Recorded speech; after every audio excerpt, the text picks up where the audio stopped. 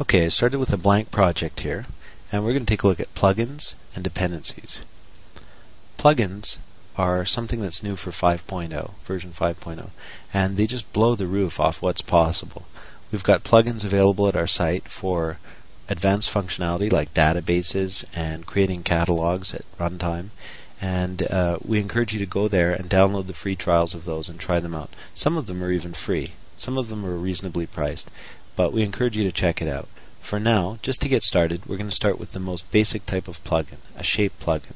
So we'll go to Insert, Plugin Objects, Shape. So we're going to click on that, and in the resulting dialog here, we're going to click on Properties. This allows us to control what type of shape we make and what color it is with the outline too. So we're going to go ahead and click on Rounded Rectangle, and we'll leave the corner width and corner height at 7, or actually let's jack them up a little. We'll put them up to 12. And from the stroke area here, we'll change the width to 3, and maybe we'll switch the color here to a dark red. And in the fill area, we're going to go ahead and select a lighter red. Okay, so when we click OK, we're going to create a shape that's going to be a rounded rectangle with a corner radius of 12 pixels, and it's going to have a dark red outline of 3 pixels and a red fill on the inside. So let's press OK, and I'm just going to point out also here the About button. You can go ahead and find out about any plugin here in this area, find out if it's an official plugin or who the publisher is, etc., and access the plugin help. So let's press OK. Actually, let's take a quick look at the plugin help, and you can see that there's extensive help available for these plugins. It's in a format that matches with the rest of the help system, and it's actually integrated into the help system. If you're setting up one of the custom actions for the shape object, you'll actually find a link in there, find more about this action link. So that's very handy. So we're going to close that down, and we're going to press OK on this screen actually, and press OK again to check out our shape.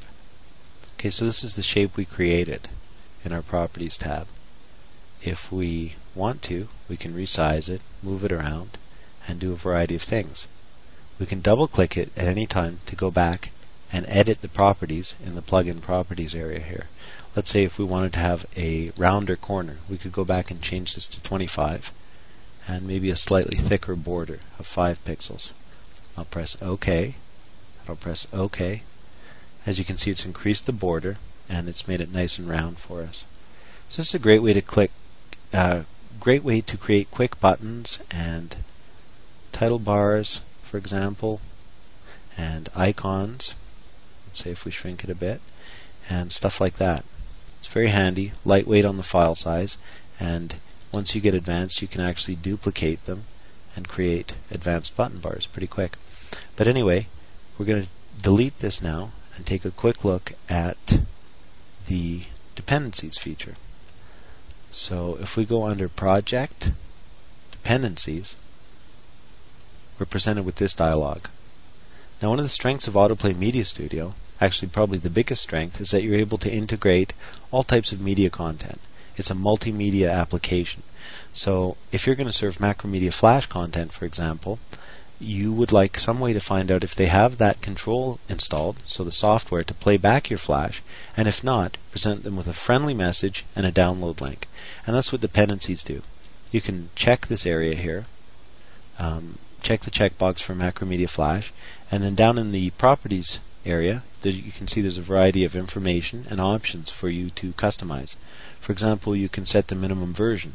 If you would like to set your minimum version to 5, you can do that here. 4, 6, any version you like.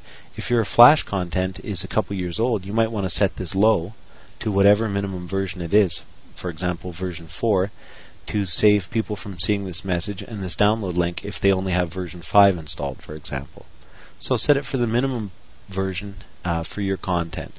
And the same goes for all of these. For example, if you have QuickTime content that's version 5, you would want to set the minimum version here to be version 5. Okay? And as you can see, they've covered all the standard file types here. QuickTime, Real Player, Windows Media, etc. Adobe PDF, Microsoft Excel and PowerPoint, and you can basically customize this for whatever you have in your project. So if you're serving PowerPoint, you're going to want to come in here and click on the PowerPoint option and make sure that you've gotten some kind of option for them to get a free player if they don't have one installed. And the last thing we'll look at in here is the dialog tab. In here you can actually set your custom dialog options. For example, a window title, message that you wish to serve, text for your buttons, and if you like, you can even show a help button, and you can give a custom link here to an HTML file. This is particularly handy because if you're asking people to install software, a lot of times they're going to want to know why, and this allows you to customize it and say it in your own words and basically shape this message to your brand or to your strategy. So let's press OK, and basically that's it for this lesson. I hope you guys are comfortable adding a shape plugin object now and requiring dependencies for your content such as Macromedia Flash and QuickTime Movies.